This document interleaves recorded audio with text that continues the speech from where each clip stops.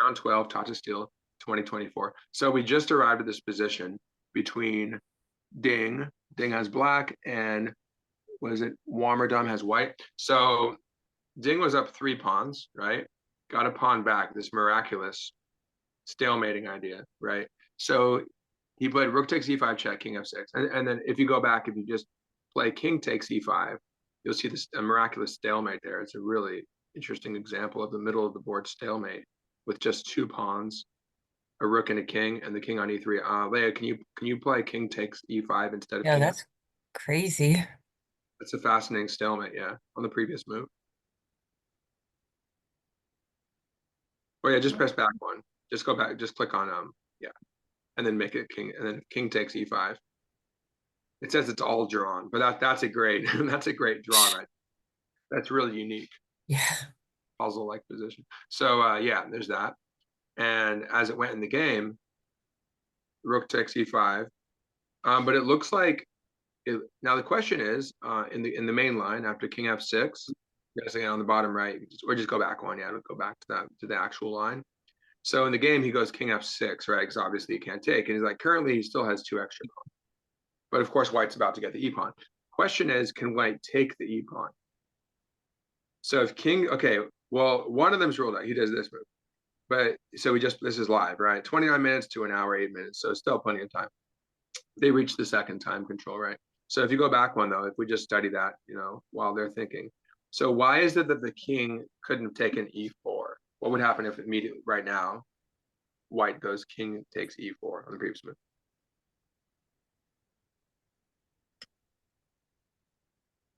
Would you play rook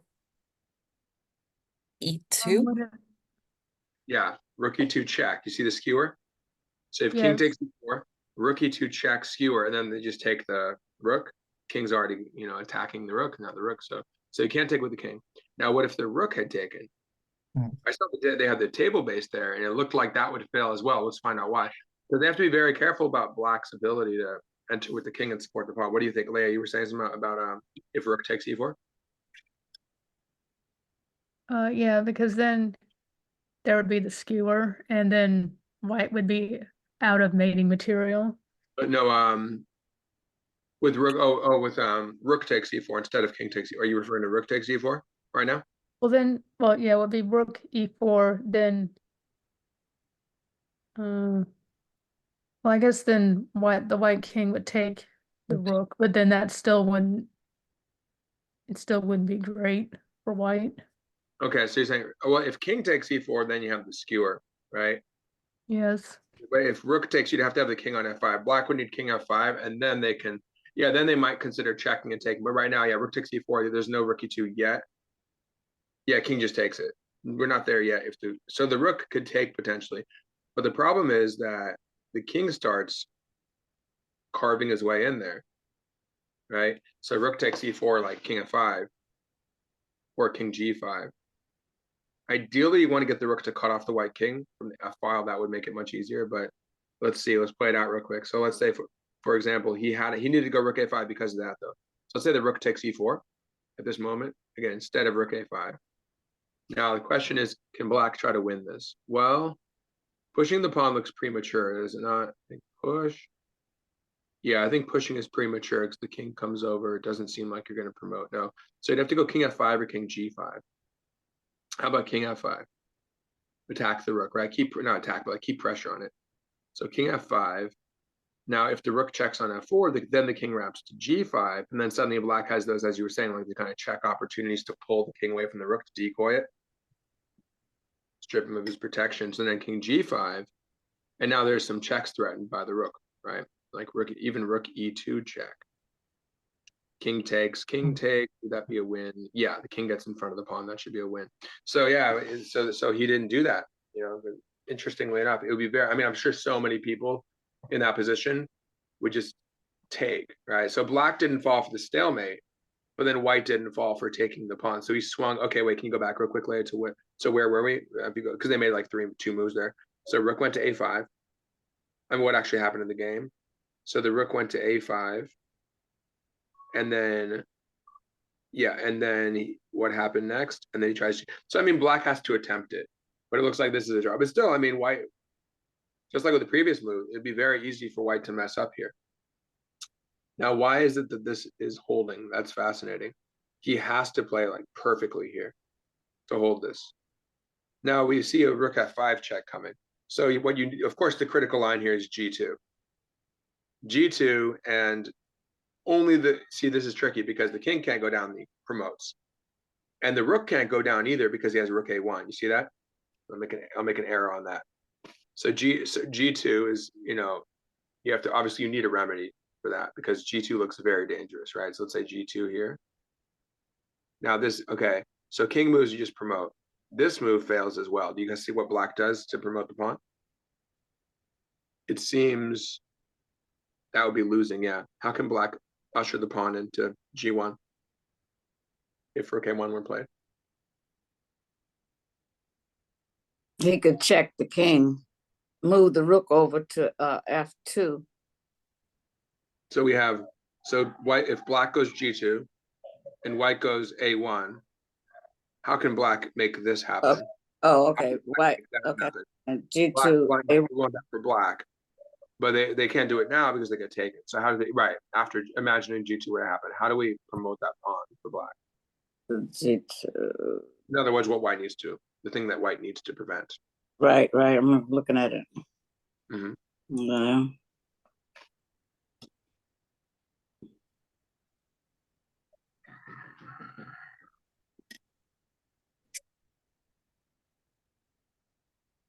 You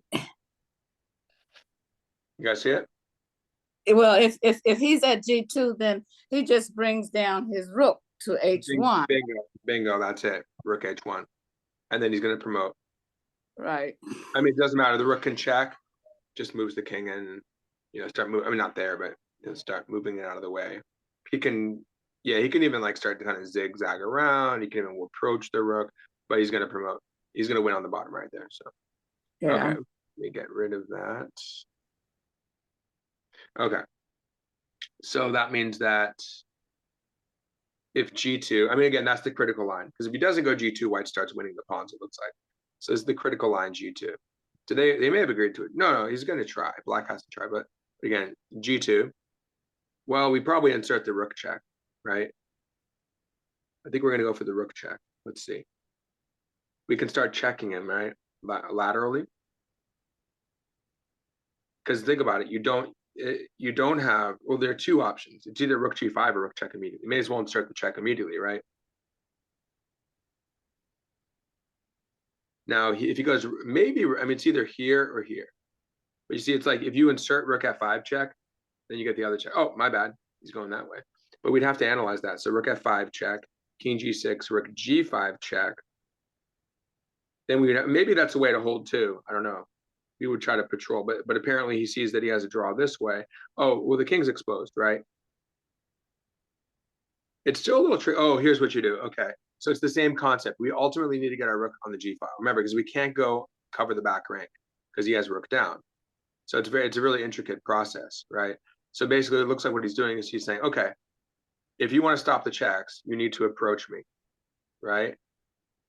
But ultimately then he's going to come over that way. Once the king is over here, then he brings the rook over to stop him from behind. Remember, it needs to come from behind, okay? Right. So he's just going to start. Maybe black is like, fine, just check me and let's agree to a draw already. Amazing, though. He's up 2 pawns, right? But a lot of times those pawns that are situated in this way, two across, and they often draw. But again, look at the king positioning. It's all about almost always it's about the king positioning.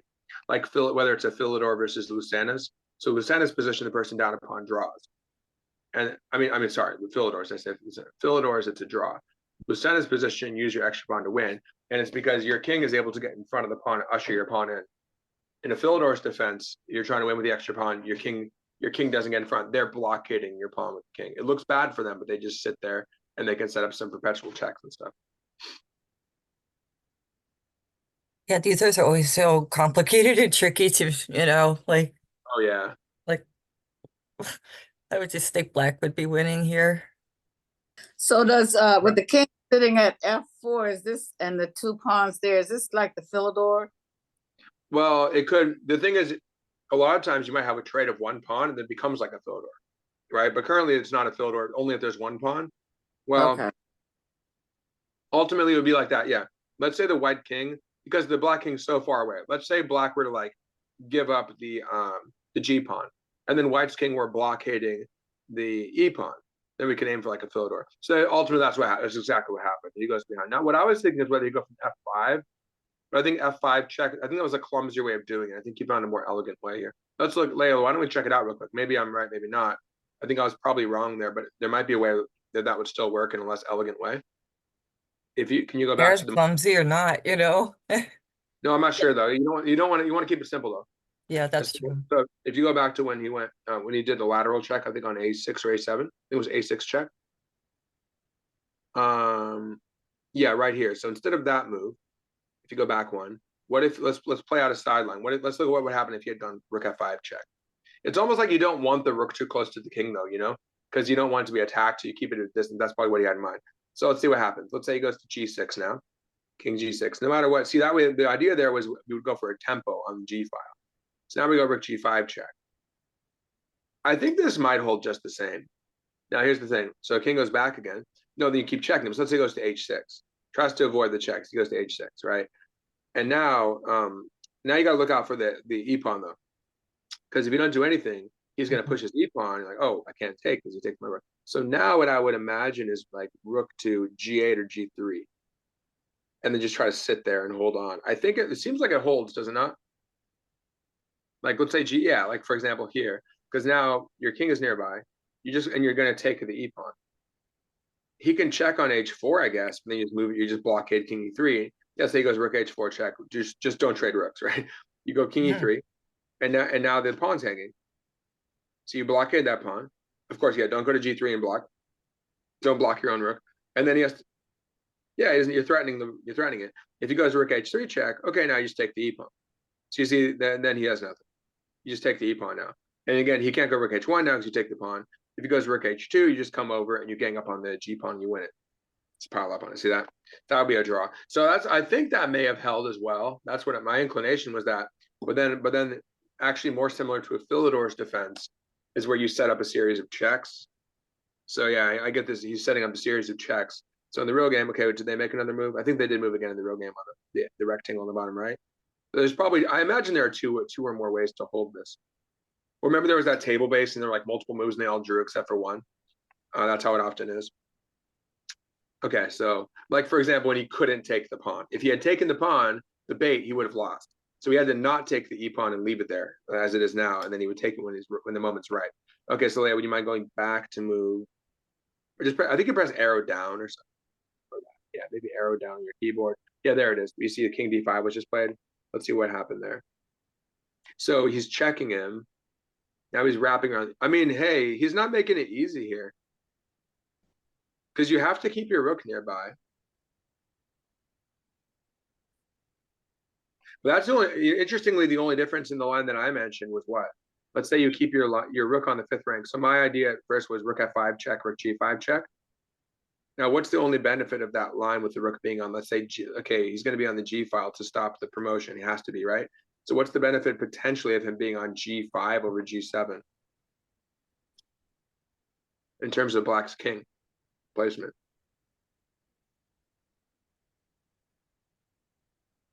If the black king decides to play d4, then I think that then the white king could move to f5, and then maybe the rook could take e4. In this kind of position, you mean? Or in this scenario with the rook's on G7? Or if it were somewhere else? I mean g4. If it's on G4 and then King E3 Or did you say g5? No, I was saying, yeah, I was saying G5. So for example, in the line, so the difference is that in the line I was looking at, the difference is that the rook would be here rather than here. Ultimately it intersects on the G file, right? But remember I mentioned the rook F5 check line. So the rook would, instead of going to G7 as it did, it would go to f5, right, with check, and then try to check him on g5. But either way, it's going to end up on g5. But the difference in that line is that since the rook is operating on the, I'm not sure again. I'm not sure, but the benefit is it's operating on the 5th rank, which would keep the king out. So we see the drawback, which is that the king comes in. But I think it's kind of just like testing Max right now, just to say, hey, like just prove it, right? But I'm pretty sure. Can he simply do that? No, it's not that simple. He can mess up for sure. A lot of GMs have messed up. Remember Dvoretsky's endgame manual, and he has these remember the tragic comedies where the GMs kept messing up her yeah. Right. This might be another tragic comedy for Dvoretsky to write about. Well, vicariously we can write it or something. In his honor. Posthumously we can write some tragic comedies for him. So king here. Now I don't know. I mean, I think he has king e3. That seems to hold, right? Because again, anytime he checks, you're going to come. Yeah, he has to keep defending the g pawn. You have to come back again. It's tricky though. I mean, for sure. It's very, as you can see, a lot of us can mess this up, right? We are down, as you said, Nikki. We're down 2 pawns playing for white here. We'd be down. We're trying to defend. We're down 2 pawns. Let's see. So, what do you think he's going to do? I'm guessing blockade the pawn with king e3. King e3, right? I'm guessing king e3, unless I'm missing something. Because you just ask the king, how are you going to improve? The rook can't improve. And again, but you need to keep the rook on the g file. Otherwise, they're going to go like rook check. If you end up going off, so no, I mean, you can't go down to a1. If you ever get to a1, he goes rook h1. Otherwise, he can always like get the rook behind the pawn. But I mean, you just can't leave right now because he's going to promote. So you have to keep your rook on the g file. You can't bring your king down because you block the rook. So king e3, maybe an idea of going to f2, things like that. And obviously, you want to blockade pawns, try to win pawns, and just check the king whenever you can. That's pretty much the strategy to draw this. Blockade pawns, eat pawns when you can, check the king as much as you can, or trade down into a drawn game, or for example, like that sacrifice. So the rook sack, which leads to the draw, like a stalemate, things like that too. Like liquidating into theoretical draws, like a wing pawn, right? Like an h pawn, that's a no draw, things like that. So yeah, we could come back to it. And then Leia, isn't there another game going? Is there still one more live game? Or else we could see one that just finished. It's also interesting that, because so it's played in the Netherlands, right? Like Beacon Z or whatever. So Tata Steel sponsors it, Indian company, right? But they play one round in a different location from this little beach town or something. So it's interesting. I think it was round 9 they played at The Hague. So it's interesting to think about how that would have affected their play in terms of like the prestige of it. It just in terms of whether you're going to go all out, try to play the most beautiful game of your life at some prestigious location or something. So it's interesting to look at how they played at The Hague. But let's see. So that was round 9. We can check out round 9 too at The Hague if you want. So yeah, but this is one of like the super. So again, I thought this was interesting to look at because we have some of the best players, right? So we can look at a full game and see, okay, what's the flow of their game? We have some of the best players in the world, right? Like literally, I mean, a few of the top 5 are here, right? Top 5, as many of the top 10 are here. Can double check, but the majority of them are here. So this is like, other than the Grand Chess Tour, some of the most elite players. So it's interesting to see. All right, so what's going on in this position? So we have Gujarati versus, Abusatarb has really been coming up quickly since the pandemic. So how do you guys evaluate this? Well, we have material imbalance. What's the material imbalance? And then we'll look at the position.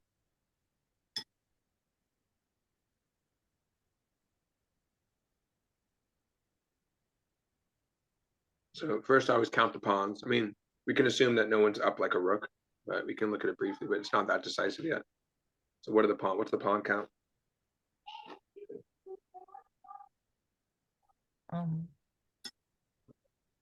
White's up a pawn? Yeah, he has an extra f pawn. So there's that. I mean, it's looking pretty good for Vidit, isn't it? Mm-hmm. Or Vidit. I think Vidit. For him. I think it's Vidit. Yeah, it's looking pretty good for him. So it's like he's up a pawn. He's got positioning one's not bad either, right? What are some advantages in terms of his positioning? It's pretty much just, well, his pawn structure in terms of the king side pawns that are running. You have to watch out they don't get too loose, but you do have, a big space advantage on the king side, just storming him and worry about some G6 check or just creation of a pass pawn, and who knows what. Some maybe if things get traded off, some types of sacks to get a pass pawn. A lot of tricks there with the 3 pawns rolling against too. But yeah, what about piece placement beyond that?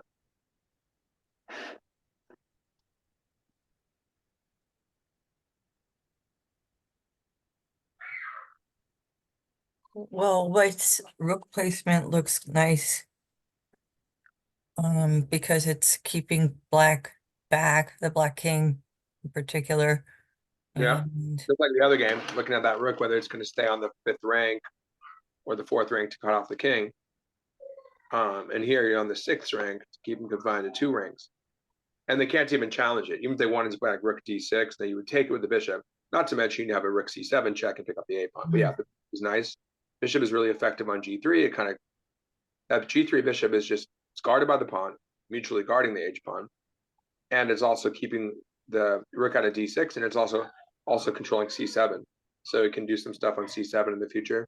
And it also blocks the rook from taking the g pawn. So this is enabling g5 to be played, right? With the rook on g1 can't bother you. So you could start, I mean, just don't play h4 and blunder your bishop in a blitz game or something.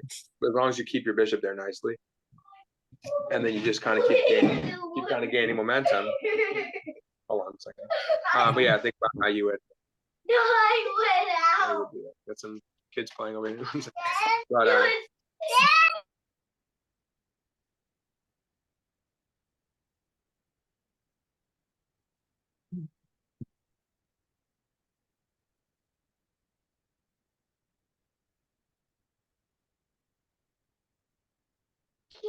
all right. So yeah, a lot of advantages. There's a really good rook. Now as for black's pieces, okay. What about black? And the king, by the way, the king is much better too. And you like to get a pass pawn eventually, or just trade. If you can trade pieces, it's over. White trades down, wins the endgame, right? Wins like a bishop and pawn, or king and pawn. I was gonna ask that. Yeah, I was curious if like maybe there's some way that like if you get those 2 bishops traded off For white's sake or black's sake? for White's sake, but I wasn't sure if that would make things like more complicated. Yeah, rook endgames get trickier. I don't know. I think I'd prefer a bishop endgame over a rook endgame because the bishops are kind of more for sure. Yeah, because I would just like keep it locked down, and then I would invade on the light squares easily. You know, king d5, king c6 most likely. You can also target the g pawn. I think it'd be easier having a bishop endgame than rook endgame here. We still want to trade off one of the. It looks like black has an advantage here though. Okay, so why do you think that? White's up the pawn, but where does black have an advantage? What were you saying? Well, his rook on d7 can easily move over to e7, and then the king has to do something, and then he wins the rook, and then I mean he I'm sorry, I gotta go. Oh no, Okay. a couple of distractions. All right. So yeah, but no, while until Lynn comes back, yeah, there's rook e7, trading off that rook. But then if you think about it, when you think about it, once that gets traded off, then they have to worry about the 7th rank, right?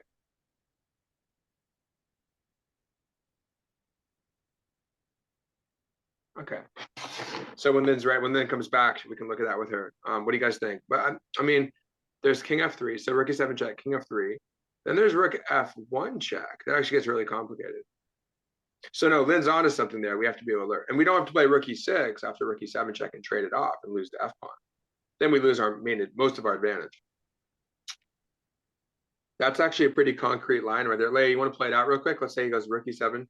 I mean, obviously he saw that, so he didn't prepare against it. But let's say black goes rook e7 check right now. Just a hypothetical, just a sideline. Well, it might be the main line if he does it. Let's see. So rook e7 check for black. And we'll say, okay, either king e3 or king d. Oh, you know what? Here's another thing. No, but bishop d5 allows rook takes g5. Right? As I was saying, the bishop has to be in the way of the rook or else they win our g pawn. That's no fun either.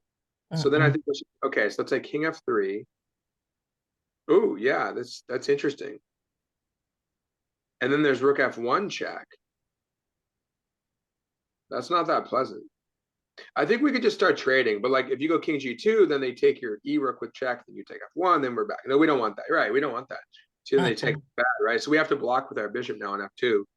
Not the end of the world, but yeah, we're not Wait, what losing. about the other way? Did you say the the king, Yeah, yeah, the, let's play it out. So the king g2 line. yes. Okay, let's go for that one. I think Harry's probably okay, but it's not ideal. But you might, hey, who knows? They might do that. Might have to go into that. I mean, obviously, whatever it is, I'm sure he's prepared for it in the line he played with G. Otherwise, he wouldn't have gone G5 yet. I mean, assuming he's playing pretty strong chess as a 27-42, but you never know. Could make mistakes, of course. Well, okay, so let's say, so Leia, the line Nikki's mentioning is King G2 instead of the last move. Thank you for operating. But yeah, so King G2 here. Now, Nikki, what do you guys think would happen here? Assuming what Black wants to take the rook. It's not ideal. No, it's not like losing, I think, but it's not great. I think you're gonna lose definitely your A pawn, right? Exactly. So we're gonna get all right. So guys, yeah, visualize this. The rook would take. You're not losing a rook though. I don't think so. Oh, you are losing. No, you're not. Wait. No, I think you're okay. There's rook g1 check. You go back to f3. They take on g. Yeah, I don't think you're losing any material. Then you're losing the pawn though, not a piece. So you go king takes. Okay, so rook takes check, and then king takes f1. So rook takes rook, but now Black is the one who gets to invade on the second ring. Yeah, all of a sudden you're like trapped down there. Yeah, there's no need to go into this. And then the rook takes the a pawn. Yeah, no way. And the nice thing about that is you don't have rook c7 winning the. Actually, interestingly, it's not that bad because, who knows? I mean, there could be some really deep reason that he goes in and he actually prepares all this and lets the rook take a2 as bait because then rook c7 is that strong. It might, interestingly enough, it might be, but at first glance, it's like, oh, the rook's coming in. So the initial evaluation is we lose the a pawn. Let's look at this real quick because here's the problem that you're going to have. Let's play it out then just to see what happens. Rook takes pawn on a2, and then we have our rook c7 check, which is very strong. See? Yeah, because it forces him back now. Yeah, the bishop can't block. It's pinned. It'll be pinned and won by f6. So, oh wait, what? Yeah, it would be one. So rook c7 check. You can see that's, yeah. See, now we have equal material. It's like, okay, so you lost your a pawn. Your king is stuck, but okay, you can't use your king now. But you still have your rook on the 7th. King goes back, right? You're going to have two pawns rolling in. Plus you have a bishop that can help you do stuff like bishop e5 to attack the g7 pawn. Highly unpleasant. I don't know. Let's see the eval. Maybe White's winning or hit big. Let's see. At least big advantage, I was thinking. Yeah, it says big. It's saying big advantage. Yeah. Not like winning, but that's big advantage. That's advantage. Again, pretty much +2.5, +3 is where we start entering, like, as the computer would see it, like winning territory. We have advantage, like 1 to 2 is like, oh, you have a pawn, or but it's not like decisive yet. If it's decisive, it'll say like, +5, +6, +7, right? Okay, or more. So anyway, that's interesting, but you don't have to do that. That's if, okay, yeah, but going back, that's so the beginning of the line. Lynn, are you back? So the idea is that even if they go rook e7 check, we might be okay. But this is the rook e7 check line. Okay. So what do we do here? Do we have any alternatives here? Oh yeah, we did have one alternative. You go back to, so right when Black did rook e7 check, again, that's our sideline. I don't know if they actually moved yet. No, I think when they move, it makes like a new box around the move, right? Yeah, I don't think they've moved. You can always refresh the screen. But yeah, let's go back to the line. So rook e7 check. So we're on move 46 then. So I moved 46, one up yet. We had, oh, is that what he did in the game? I don't know. We can refresh it.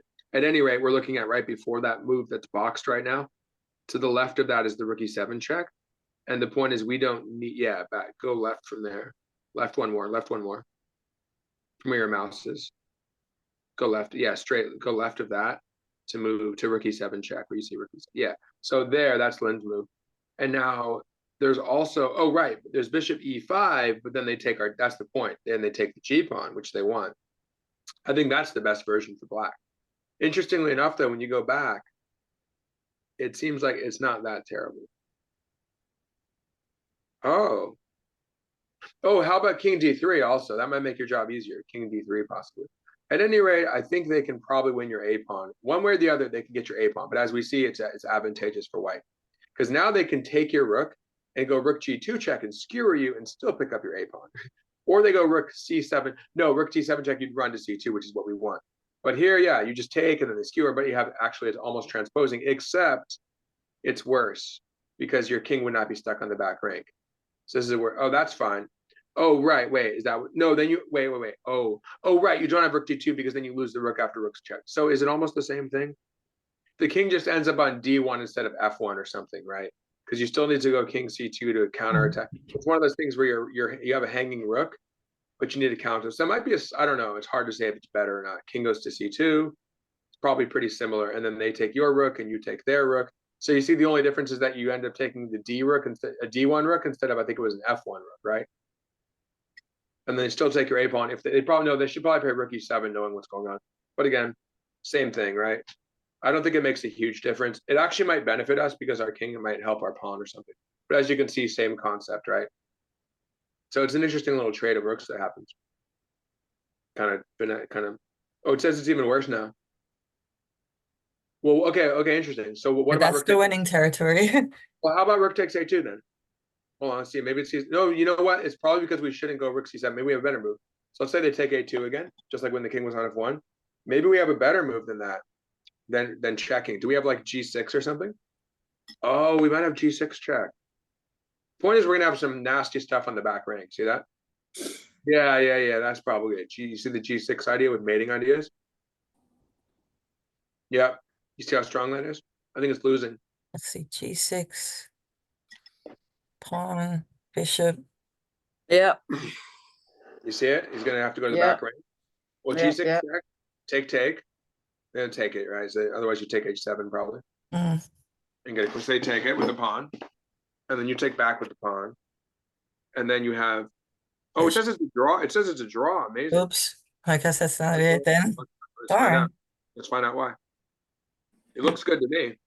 Me too. They must have some amazing defense. Okay, so let's say pawn takes check. I mean, this will be the indicated line, the thing that seemed good to me. Oh, no. Here's the problem. I was thinking, but no, they have king d7. That's why. King e7, bishop h4 check. They have king d7, and we're not winning a pawn. I don't know.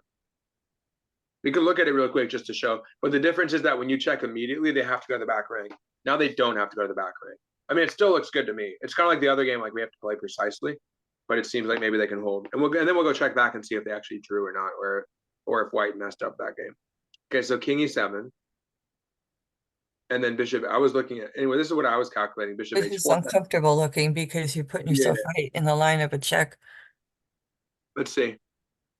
But what I was looking at was bishop h4 check briefly. But I mean, no matter what, it's gonna be dangerous. I was looking briefly at bishop h4 check, and then I was thinking, oh, I didn't look at very long. Like, oh yeah, the king will go back. No, he will go to d7, and then you have to leave with your rook probably. Yeah, so it's not that concrete. There's rook c7 check. Yeah, but no, that's similar. But then let's see, rook c7 check. Does he go to? Oh, right. But he's not going to f8. He's going to f6, and he's fine. That's the difference. So that's why we're going to do the other line. So let's go back into the other line then, which is going to be the. So instead of doing. So, I see. so we would be on move. So move 49, Leia, to the right of your mouse. Yeah, on move 49 to go down.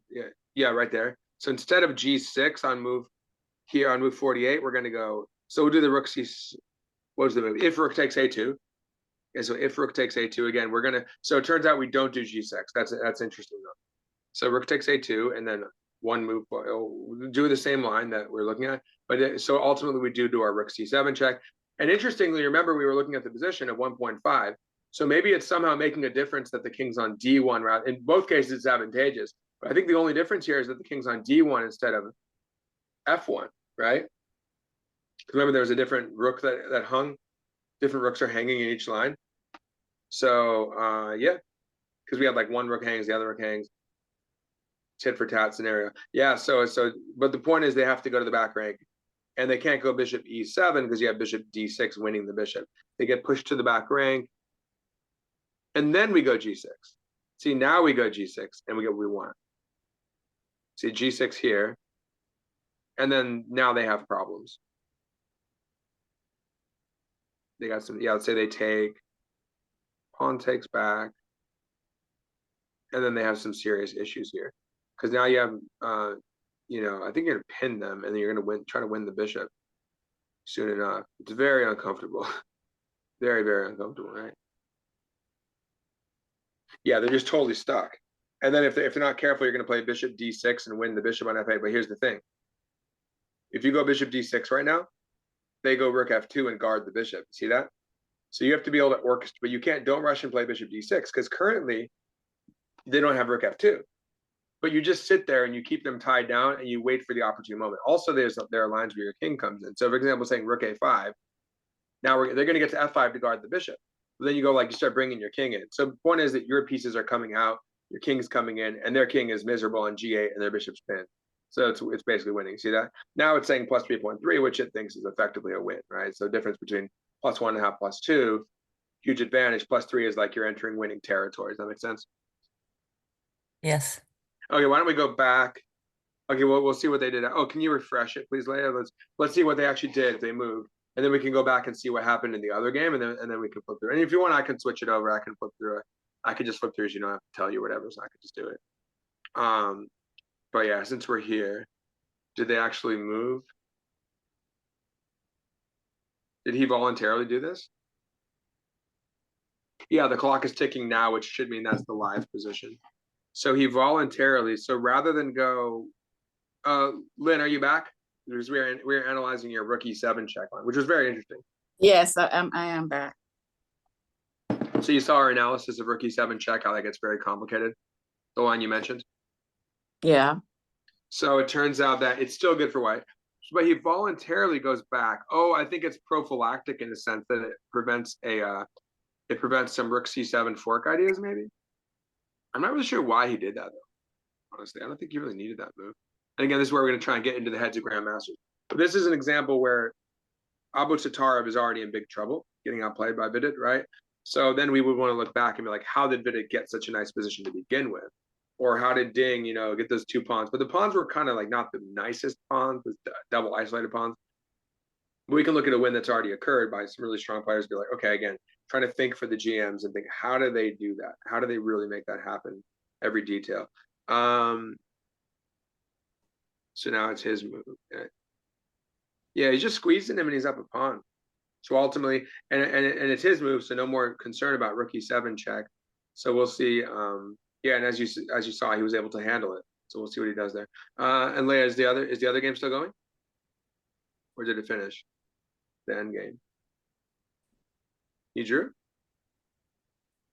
It was the Ding game. You see the Ding game? Oh, he just did g6. Wow. He got it in. Looks very strong. Yeah. Wow. And did he? Oh, he blew it. He blew it, huh? Oh, you Wow. said it was dicey. Amazing. So he had. Let's see where he went wrong. Hey, I'm curious. Maybe I hope I'm right. I want to see. I'm curious. I don't think so, but I wonder if because no, it's because maybe if it is right, it's because it cut off his king. Well, let's find out where he went wrong. It spiked. Where it spiked in his opponent's. Something went wrong with the rook maneuvers. So let's see. What's the moment that it starts flipping in? It went right for Ding. Yeah. But Ding should have, Ding shouldn't have won that. But as we saw, it's really hard. So let's go back a few moves. There's the blunder. So it says he still was holding it at what point? Oh, okay, why don't we go back to where we were? Where were we? We were like probably like 7 moves back or something. We were back to the point where the rook had not abandoned. Yeah, okay, let's see. We'll flip through. So again, we had that amazing draw line, the stalemate, which he didn't go for. He can't take because it's stalemate there. Okay, then what happened? So here, that was right. Just review it real quick. Oh, it go back one. Oh, there it is, Leia. There it is. So both are fine. If you go back one, it's more like how you think it's easier to hold. If you go back, oops. What were we on? Like 50? Oh, that's interesting. So that's how we started pressing. Oh, then white found e4, although he's still losing. So black messed it. Wait, black. Oh, interesting. Look at that. That's fascinating. So both times the pawns were taken, it would be incorrect. Huh. So rook, you almost don't want to take a pawn. Remember? Oh, remember I was talking about earlier. You don't take the e4 pawn because then you lose. You also don't take the h2 pawn because you draw. Amazing. So you're supposed to play rook. Let's see what the correct line is there. Just, it's interesting. So rook e1 check. You force the king away, but you don't win the h pawn, which is highly counterintuitive, right? But why? Let's see. King goes to f2. I'm baffled. Why is that not correct? Okay, if rook is going back to h1 again, then we're just repeating the position. Let's see. So rook goes back to h1. What's the point? Okay, so he goes back to e3 again. Let's say he just repeats the position. Yeah, let's say king e3. That's exactly where we just were. Where's the improvement for black? What? I think the computer might be hallucinating. Yeah, it's just one of those times when it's like bugging out, like when it like does this, like when there's an end game. Like it thinks it should be a win, but look, because I'm saying, look, rook e check, rook e1 and rook e1 check. Let's see if there's another move for black. King f2, as we did. Now, if it's saying the best thing is king rook h1, then it's the same. Okay, now I realized maybe. So now it's saying rook over one. Oh, that's funny. It says, you see how it fades out? That means it thinks it's the best move, second best move, third best move. So, that's funny. I've never seen that before. So I the best have, move, like, we're like, the what's best move is the happening? close one. Seen that before? Yes. That's funny. They'll be like, it's winning. Nope, you're losing. And then it'll be like, No, I'm referring to the arrows, the thickness. oh, of that part too. Okay, I'm sorry. Okay. Yeah, no, I know what you mean. Yeah, that as well. Sort of like they talk about. Oh, it's funny, there's like that. There's this ad on the radio. It's like they're literally, marketing this AI product. They're like, it's hallucinogen free AI. It's like so. Let's see. It'd nice if they had with those arrows 1, 2, 3, first choice, second choice, third choice, but they said it's up to you. Oh no, actually, no, it's true. No, Lynn, actually, it does. That's what I'm getting at. The way it's by thickness. So it's thickness. no, Okay, I see that. Okay, yeah. I think what it is it does it like proportionally, I guess. So for white, they're not. No, that's the thing. It's a good point there as well because they're about the same, which means they evals like the same. But if you go back one layer on the previous move for black, funny enough, again it faded out. See, the arrow gets smaller and smaller. Yeah. So it doesn't like B1 that much. It really C1's okay. It really likes D1. Okay, so let's see why it likes D1. That's funny, right? I've never seen it like that though, where it's like the farther away you get, the worse the move is. Sometimes, again, well, actually, understandable. I was going to say counterintuitive, but actually, understandably, you would want the rook to swing from farther away because it's a long range piece. You don't want to get attacked. Which is why when you go to D1, you're like, why do I want to go to D1? Because I'm going to get attacked. So let's see what happens. So anyway, it looks like it's found the win, which is not rook h1, but let's see if it's still confused. I'm confused. So let's see, rook d1. I think we're all confused. Let's find out. Let's just look at the line. But again, we don't have to buy it. We're just going to play through it. So let's say they check us. Rook a5 check. We wrap our king around and hide on the other side. Yeah, we wrap around. They can check us again. We use the e-pawn like a hiding place over there. King f5. Still a very hard position to win, though, I think. And hey, you never got the h-pawn. You get the h-pawn. I mean, then the rook just checks. See, it's one of those things like, okay, here we are again. King g5. Okay, rook. I don't know. It's hard to make progress for sure, though. So anyway, as it went, is that one? Yeah, what? Very complicated. So anyway, as it went, he understandably. So the point is like it's telling us not to take the h pawn, but not taking the h pawn is kind of hard. It's kind of like hard to understand why you shouldn't take it. But I think it's because it knows it's a draw if you do take the h pawn. So it's like, hey, don't take it and do what you can. Okay, so let's go back. Well, would it be a draw if the king took the rook? The black king took the rook when he was sitting at f6. No, I think it's because it was white's move. But if it were, black would win. I think. Oh, okay. Let's see. So what actually happened in the game? So he takes h2. So where did black go wrong? Okay, so let's go. Okay, so we'll go back to the game a few. So where were we? Because we were looking like 8 moves earlier when we were here, right? Several moves earlier, yeah. Before, because then the rook ventured somewhere. Okay, let's see. So go back a few moves. Oh, we were here, yeah. But right before this, where do we begin? Now that we have the eval open. So yeah, this was still a draw. And as I said, maybe I was looking at the other move. Let's say pause here. Yeah, see in this position. Oh yeah, no, yeah, go forward. So in that position. No, keep going. No, where we were the position. Remember, I mentioned the rook f5 check. So yeah, go forward. Yeah, keep going. Yep, keep going. So here, yeah, right there. So go back right there. 2 moves back. So here's where we're talking about which way should the rook go, right? So remember I mentioned going to f5, so 2 moves back. Yeah, right here. So instead of, so there's that move that he did. And if you go back one, then there's the rook f5. And what I was thinking is that going to f5 instead, you see, and again, the eval is about the same, well, 0, but it seems to, it also likes rook a6 as he did, but rook f5 would have kept the king from even coming forward, which for practical purposes is what led to trouble, I guess, right? So anyway, both would work. Because I was wondering, like, does one work and the other one doesn't work? It's always good to verify that. And you can be pretty sure that the computer's correct on that. Sometimes it's murky, but this is pretty cut and dry scenario. Okay, so he goes rook a6 check, then what happens? So the question is he losing once the black king gets to come forward? So yeah, let's see what he actually did. Yeah, this is a draw because you keep him back, right? Let's see what, okay, so going back, and what actually happened then? So rook a6, and then we'll go back to like closer to where we were. Okay, so rook check. Okay, so the king went back. So getting close to where we were before we walked away from this one, right? So king e6. Okay, that's correct. They go only move really. King d5 is what he did. And that's what I mentioned. You have to do that, and he did that. Check. Where does he go wrong here? Still holding. And he blunders right now. Okay, let's pause because I'll go back one. Why? Okay, let's figure out what should have happened. So he checks him. It seems like an innocent, innocuous enough move, but king f2. King f2 is a really hard move to find because it doesn't, again, these rook games are super counterintuitive, aren't they? Like, why would you know? Because, well, king f2 threatens to take the pawn, but it's like, oh, he just checks you on a2. Then you probably blockade it with king g1. And then I guess you have like a quasi-Philidor defense. It's like you said, Lynn, is it a Philidor?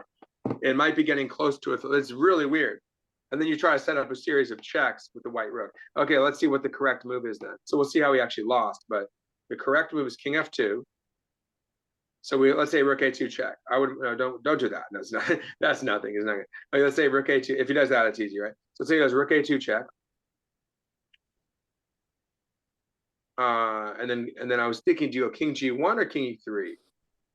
Oh, king e3 threatens to check the king away and then take the pawn. So does king g1 fail? I guess king g1 would allow the king to come in. Let's see. Oh, king g1, king d4, right? If you look at it real quick, you'll see why that loses probably. Because king g1, king d4, and then it can go in front of the pawn, or even it's saying pushing. But king d4, if you check the king, he hides in front and it keeps creeping in, right? Anyway, yeah, so it's saying you have to go king. So the last chance to draw there is king e3. Both are, yeah. The last chance to draw is king e3 instead of king g1. And just blockade the pawn. So your rook patrols the g pawn. Your king patrols the e pawn. And I guess you're kind of dangling by a thread, but you end up drawing that if you go back before king g1. So we see why king g1, yeah, the king comes in. And then the sideline there. So the only, again, we do the sideline, say one loses, what's the only way to draw? If you go back one, back two maybe. Yeah, right, king e3 here, right. So that way you just have to blockade. I was thinking it might be king g1, but you need to hold off the black king, understandably. And again, I mean, obviously if they promote, you just take it. So king e5, and then you just kick, but then they can't hold on to everything. Oh, boom, there it is again. We secure our draw once again. You guys see it? Amazing how many times this happens with this pawn structure. It's like super tricky. You guys see the stalemate by taking the pawn? I didn't think of it. I wasn't thinking Again, about in the middle of the board. It's an amazing. What's that? Again, Yeah, in like the middle of the board it's too. really nice. Yeah, it's a really nice concept. It's not a pattern I was thinking of. Because you think you get stalemate in the middle if there's like a queen and a rook around, Yeah. Cover a lot of squares. But amazingly, you have a king and pawn that covers a bunch of squares, and yeah, crazy.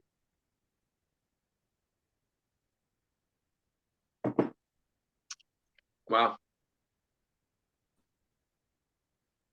So anyway, as it went, he ends up letting the king in, I think. What happened as it went? Oh,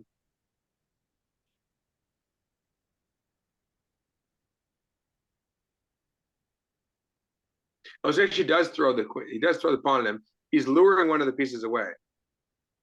So, and once again, oh no, let's say the king take. Okay, if the rook takes, it's not helping anyway, right? Let's say the king were to take the queen. So he resigns there. Oh, he forces the trade. See that? And he gets the opposition when he takes. Oh my gosh. You see, he has the opposition now, and that wins. White king goes to the left. Black king goes to the left. White king goes to the left. Push. King in front.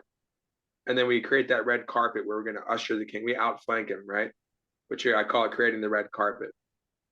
Create the red carpet for the pawn Yeah. to usher the pawn in. Because yeah, it's because of the opposition. Amazing. And then of course we know what to do from there. Okay, so that was a win. That's crazy though. I mean, again, it's the thing where so you have so many spectators like, oh, that's easy. It's a draw. Like, no, it's not that easy. They're not computers, you know. You can look at a computer and it seems like it, but they're humans and they can make mistakes. And especially those end games are again, you have to find so many counterintuitive moves. That's why it's really good. I mean, you guys, the more and more the rook games you study like that, though, the rook end games, then you get better and better, and you'll start to see things like that, right? Yes, I have you know, aim chess. Mm-hmm. They have they have things like this, like where like they'll have like tactics or like things, and like if you make the mistake, they'll keep popping the same problem up. Oh, that's very good. That's And very, I keep getting them that's wrong. useful. That's very useful program. Yes. They keep getting them wrong. Like I'll be like, okay, this time I think it's move the king. I'll be, nope, we gotta move the rook. Or like, you know, like something, and it's like the same position, but it is really useful. It's a useful Wait, does it come for free with chess.com and it's like connected to chess.com? Is it free or no? I think they give you like maybe 20 free puzzles a day, and it's really useful, like because like some of them are you got to look at the position for like however long you look at it. I have to look at it for a while. My students look at it for like 30 seconds. They can remember the whole thing, and then it'll ask questions. Like it'll take this position, let's say, and then it'll make it go away, and it'll be like, how many checks does black have that are not checkmate? Or they'll Oh, say, so like sort of like blindfold stuff. yes. Yes. Okay, Yeah, that's there's great all for sorts board. of cool That's stuff. great for board vision. Take away your vision. Yes. Take away that vision for a while. It really improves it. So Nikki, which app is that? It's called Aim Chess. I'll put it in the chat. It's In chess? Aim aim like aiming at something. Oh, Like a target. aim chess. yes, Okay. sorry, my Jersey accent. Oh, okay. No, that's okay. Aim chess. Okay. Yeah, it's very useful. Like they have all sorts of little and like different things like the tactics. They have the ones an intuition trainer where like you have to flop through all the moves and it's like this is a mistake, this is a mistake, and you have to figure out which move is the mistake. Like they'll only go through like 5 of them and you just kind of flopping through them and you're like, which one is it? And then you figure it out. And if you're not sure why, you can always click on why, which is Do always, you ever get frustrated when you can't figure out why? oh, do I ever? Especially with those tactics that I get wrong every single time. Like you think you'd learn after like the 5th time, but nope, I still That's get good. them At wrong. least you know, like I really need to work on this one. That's Yes, good. And people like say AI. I don't think that's really even AI. It's just a program. It's just a program that's designed to pop things that you miss, pop it up again and yes. again. You know, a lot of people think that everything these days is AI, but that's not AI, right? I don't think so. It might have some elements of AI, but the element of just popping up things you got wrong isn't AI, right? That's just a program. I know. I'm sure a lot of it is AI, David. That's the Yeah, that's what when I it starts earlier. drawing too much of data and like drawing its own conclusions, like machine learning, then you get into AI. Or like if it plays like it's trying to play like a human, or like even the programs you play, like the bots with the faces, they say, oh, it's the AI or something. It's like, well, it's more like, I mean, I think there's like the deep learning thing, and I think that becomes more associated with AI. But if it's like just a program that looks like it's a human because it has a human face on it, it's just a program. You know what I mean? But then when Right. it starts, but then there's one that alters its behavior, or it learned, yeah, it alters based on how people play. But I think also a way I've heard it described was kind of like the Turing test thing. That's another element of it, right? Like, can it pass as a human? That's another element of AI, I think, right? But like, let's say you're playing one of those bots and it feels like you're actually playing a human, but it's not, because it makes really good moves and it makes really weird moves because it's trying to be like a 2300 or an 1800 or whatever level you have it on. And it's not doing a good job at it like a human would, right? It's my understanding that the Turing test is that the artificial intelligence has to have self-awareness, like they would have to know that they are artificial intelligence, like they would, it's, Well, the yeah, Turing test is not what the computer thinks; is what we think. It's our perception of the computer, right? yes. of the pro. So we have so whatever the computer believes or quote thinks, however, if it's sentient or whatever it is, even if it's whatever it is, as long as it fools us into thinking that it's a human, like obviously there's the pure example like manifested as a human being, like a robot that looks like a human. Well, yeah, but it could be obviously just a program. Like I said, like it could maybe be a program that you think is playing, that you think that a human is operating, or a voice, right? Like an AI voice. You're like, oh, that's a human. No, it's a deep fake, right? Or it's a deep fake or not, that kind, which is scary these days. I think that's it, right? Or like so if we believe it's a human, then it passes the Turing test, isn't that it? I assume it's self-awareness by human standards, but it's also possible that a truly self-aware AI might not manifest its self-awareness in ways that make sense to a human. Right. At least from what I understand, we'll double check, but it's that. Yeah, it's just that we might believe it's self-aware to the extent that we think it's a human. Yeah, we buy that it's a human. Yeah, I think, or at least I know the classic example is a robot, and you think the robot's well, there's a movie on that. To the extent that it describes it accurately. What's it called? Oh, is that the one where the guy falls in love with a robot? Oh, the one that he's interviewing? Like he's Yeah, I up think there so. with it. Yeah, Oh, that was Machina X or something like that. X yeah, that Machina. was good. I liked it. Yeah, there are different elements of it. It's weird, but even like defining AI is complicated too, right? But they're talking like it's like the gold rush. AI is like the new gold rush, right? Hmm. It's crazy times. Anyway, they're trying to create the what do they call it? Anyway, so I'll pull it up. I'll pull up the why don't I pull up the full game? So I'll just flip through that one there. Thanks for bearing with me. I was like, oh no, go back to that move. No, the other move. Like go back 3 moves. But I'll just share screen on the on a particular game and I'll flip through the whole thing. Okay. I mean, it'll just be again, it'll be for my phone, but should be fine. Okay, so let's do. I'm just gonna pull up Lead Chess on the web. So go through the link. But we need to have Andrew back, our AI guy from Silicon Valley. That's our AI consultant. Yeah, I haven't seen him in like months. Yeah, he and his wife Sarah were joining. Unfortunately, hasn't come back. I should have reached out to him earlier because I was in the Bay Area. And I'm like, oh, I should have reached out to him because he would have been able to meet up. Like, oh, we could have got coffee, and unfortunately, I didn't. Got to catch up whenever I'm in town in one of your guys' areas. I should let you guys, or vice versa, if you guys are ever in the DC area, just let me know. Yeah, it's fun. So a lot of people who learned online together, like, oh, we're finally meeting up post, like in the Yeah. post-COVID era, kind of post-COVID-ish era, post-ish. But yeah, so they could meet up again. A lot of people had fun. Like there's like a Lead Chess meetup group, I think it was in Europe or something, or maybe Canada. There's some Lead Chess meetups, people have been playing with they play on like correspondence teams or something, right? Oh, that'd be fun. Yeah. Yeah. So here we are. We actually have, is it 2 games still going? You see that? Oh, well, here's the game right here. You see on the middle right? Well, he's preserved his extra pawn. See how we got G6 in? I can click on the whole game, but just a quick snapshot of it. You see the one on the right, the Vidit one. Abbasatarov has 15. Yep. You said the G6. Center right, yeah. So you guys can see. Let's take a quick look. See how he's doing. So since we were last there, he plays G5. He does not go rook E7 check. King F8 gets hit by. Well, maybe he didn't get hit with check, but he got hit anyway. Just reverse. Take. He did do the check. There you go. Lynn, he did that, but then he blocks.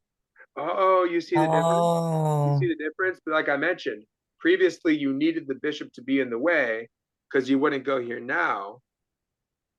Because in this position, because he would take, which is why we would do. What is the correct move? Let's see what it thinks. I thought it was King F3, King E3. Was it King E3? No, F3. F3. Right, Sorry. right. What I'm saying is that's why we would not block because he would take. That's why we would have to move our king back. What is it saying to do? I thought it was F3, but we looked at both. Shoot, I forget. Yeah, one way. If you go to F3, he'll check. Wait, what? Oh, No, it was D3. I think the valuation is just something completely random. Oh, Yeah, we looked at both, right? Because what we were looking at is in this line, Um, then we have the check here, takes, and it was like, it looked like both were good. And then remember the evaluation was slightly better. right. We looked at this one. No, it depends which way they check too. If they check this way, you can't go here because then they skewer us and they actually do win the piece. So Mm-hmm. we have to go here. And then they take this and then we take, and then it actually preferred this. But again, the only difference is F1 or D. So probably not a huge difference. But again, we do not check because then they don't go to the back rank. We check them here. And then at that point, I think at that point we were going G6. No, actually, this might have been worse. This version might have been worse for them. No, then you have this move. That's, yeah. And now G7 falls. I mean, I guess they can play. This looks like it might be terrible. That's like losing on the spot, possibly. Can they hold that? You have this move. Anyway, it's just a bunch of random stuff you can look at, but check. They might hold that. I mean, you have like this move and stuff. You can go behind and take the pawn, but I mean, there's many ways to play this, but it looks dangerous. But then there's the G6 idea as well. Yeah, no, I think that was the point. You get the G6, you get G6 in, but he's stuck on the back rank. And yeah, it could even be, well, now that he's on G6, you're getting even closer to promoting your G pawn if you take G7. So for example, like let's say they do something random, like, oh, they're gonna go hunting after your B pawn. Then you go here and you fork them. I don't think you take G7, you just take it. You take, that's not healthy for them. Yeah, that can't be good. Mm. Well, now you're threatening mate after rook check. Yeah, that's better to keep an eye on F7. See here. There's so many ways here, I think. No, you just check. Oh, I meant this. So they can cover. They go here, then they run into this. And they're gonna get a queen. Ouch. If they go here, they don't have an exchange, but just go here and they come up. Yeah, game over. Right, exchange up, 2 pawns coming in.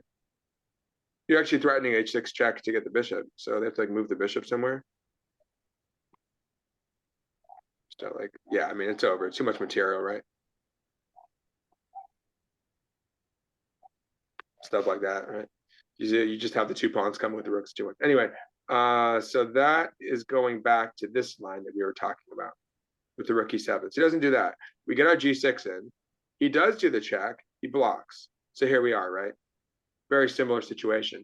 But you see, he got it. Point is, he got G6 in, so he's able to move the bishop because now you don't need the bishop to block the rook. Now you already have the rook. The rook on C6 is guarding G6. So anyway, in terms of how he was thinking, how is he thinking about this? Well, if you look at the position, I imagine, well, like he's thinking, I want to improve my king. I want to roll my pawns and make use of my extra pawn, right? But I can't get my I really want to make G5 happen. I have to block the rook, right? And I'm guarding G4 simultaneously. Now rook here, I want to maybe trade rooks on C7. So, wait, what's the reasoning? I think, well, because he could have probably played maybe he could have gone G5 immediately, right? So you have to then, thinking like him, think, why would he do this? Maybe there are some prospects of rook C7. I wonder if maybe,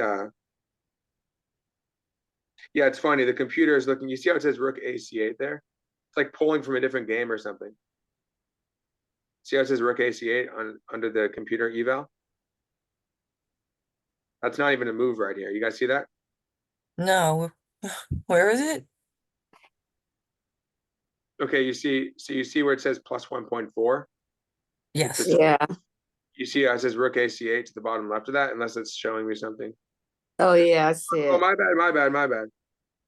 It was showing the move. Oh. It was showing the move. I thought it was populating there as the best move. I was like, wait, that's hallucinating somehow. But no, I was hallucinating that it was maybe hallucinating. Yeah. Now we're getting deeper. It's getting real meta now. Some meta AI hallucinations. All right, so rook C6, bishop C5, G back. Yeah, but this is nice, just very clean. So again, what's the thinking process though? Thinking, okay, I want to keep expanding. I want to push his king back if I can make it happen. I don't need my bishop there, like in terms of being dependent, in terms of needing to block the rook from taking my pawns. I let the rook guard it, and I keep his king on the back rank. I don't trade rooks. And here we are, and I'm very happy with my position. But now I need to gain ground, and I'm probably trying to go rook c7, but then they're going to block. So now he's on the next step now, right? No, I mean now he's looking at concrete lines. He might want to go here, but you'll blunder your rooks. He can't do that. He does this. He's probably looking at this move, and he'll block. He's probably looking at h pawn pushes. Probably figures the rook will cover. So he decides to do this. Like, well, where are we going here? Okay. Rook checks. I guess he's anticipating king g4. He's trying to make, again, like you're just, however you can, you're trying to make progress. I guess he's going to work his way over to the h5. I don't really understand. No, you know what it was? I think it's because the bishop was pinned. Maybe he wants to unpin the bishop or something. So where do you think he's going to go? Trying to think like him. Bring the rook up, bring the king to the h file, maybe run the h pawn. It's not that simple. Is it considered, is it like close? No, it says he's up 3.5 right now. So it's saying that it thinks he's winning. King g4, rook check again, right? Rook g1 check. I mean, he could kind of wiggle his way back if he wants. My guess is he goes to the h file and avoids checks, right? That makes sense. Yeah, king h5, avoids checks, and ultimately just tries to like win the g pawn or advance the h pawn. I mean, trying to get something going there. Try to get an f file check. You want to land a rook on, if you're able to get an f file check later, stick a rook on f7 or c7, maybe both. But the only thing about this is like, okay, let's say we have this position, and let's give him a random move like here. So the thing about this position is if you ever go here, he can cover. But even then, I think we might even have liquidation ideas. But just don't blunder. You can easily blunder. So say like, aha, I go here. Now it's like, wait, check. Is that a blunder? It's very murky. Yeah, it's a blunder. Check this way. Wait, check that way. And he can't. It's funny because if you go somewhere else, he's going to take the bishop, right? And you go here, the bishop can't take you because you can't take the bishop because you're covering. And then you pick up this one, you get the rook to safety. So anyway, you have to be careful not to blunder with the king on it. But anyway, looks pretty good for him. What's the current position? Let me see where if they've moved at all.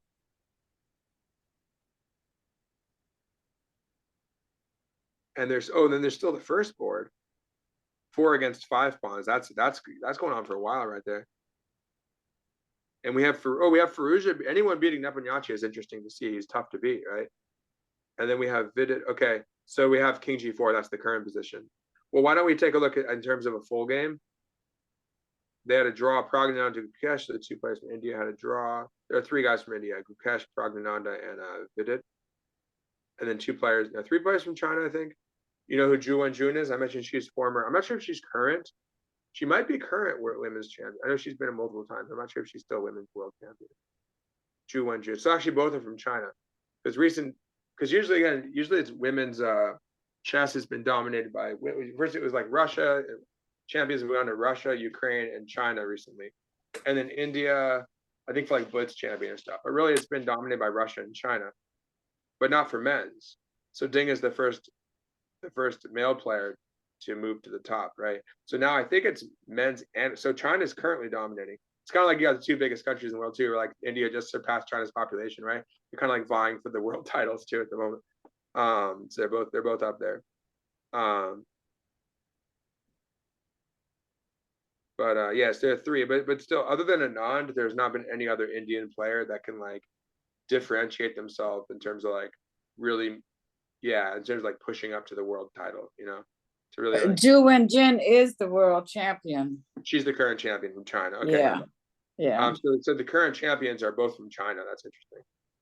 But and again, like, it's not like China's even historically been viewed as super strong chess country. I think it's that they had the women's program must have just been really strong because they kept producing women's champions, but not men's champions until Ding. But even that's like, that's like the type of thing where Magnus stepped down. You're probably gonna have like people trading championships every few years because he didn't really prove to be any better than Nepo because they both like drew everything and then they kept drawing in the rapid games too. Then he just barely won 1 game. So pretty much did the same as Nepo. And they're both like A- Magnuses, right? So no one's quite there yet, like distinguishing themselves.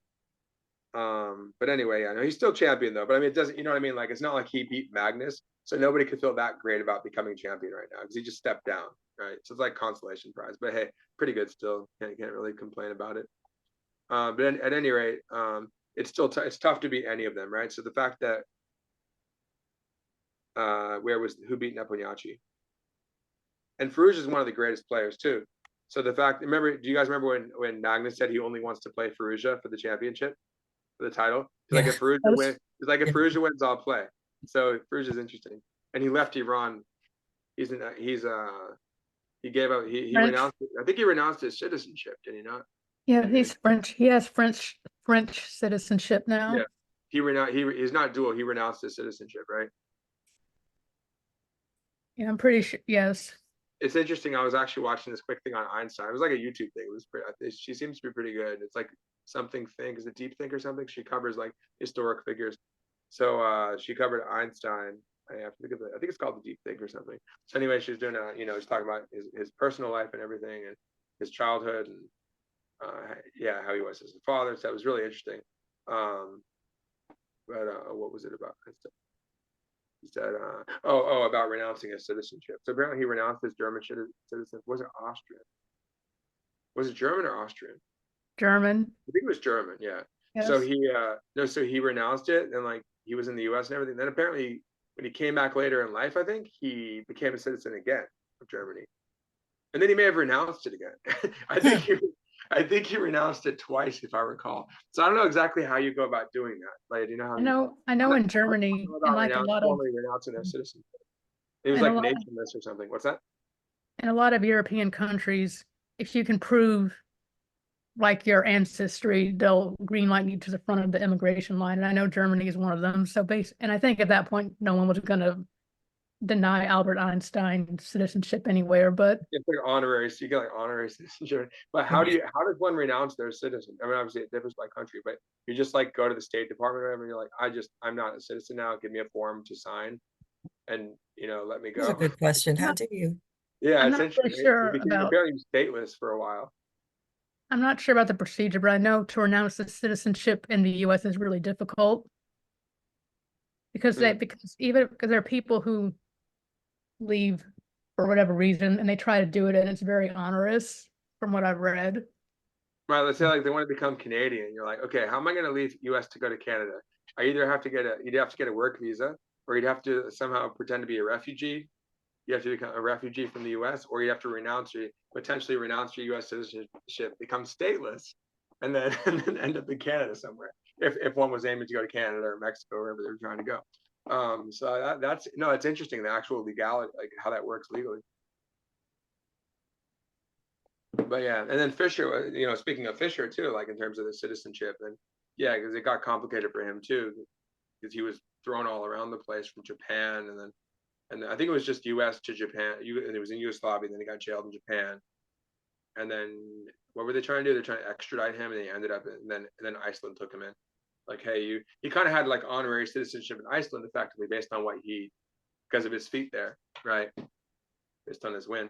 I know he married some fan in Japan to give him Japanese citizenship. Oh, you married a fan, you said?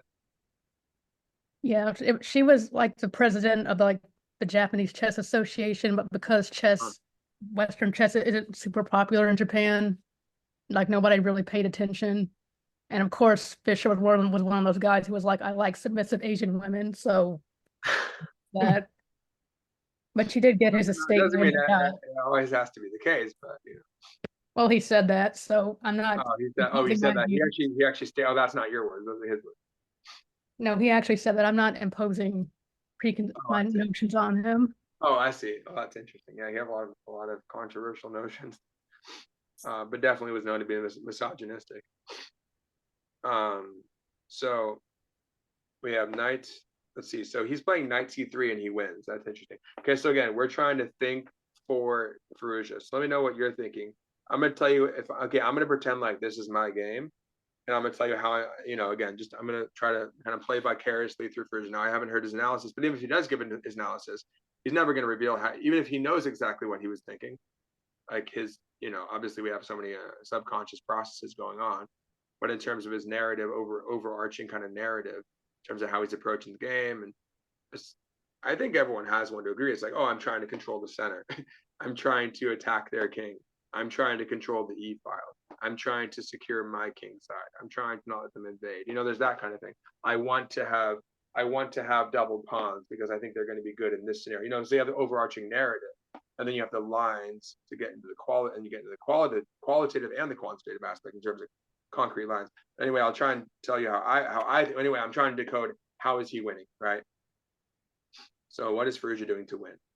Okay, oh, so he's doing the called the Jobava London. You guys know London system with bishop f4, right? When you include g3, it's the Jobava London. J-O-B, I'm not sure, is it Hobab or Jobava? Jobava, I think J-O-B-A-V-A. Yeah. Where is he from? Is he from Georgia or Azerbaijan? I forget exactly where he's from, former Soviet state. I think he's from Azerbaijan. Double check. Jobava.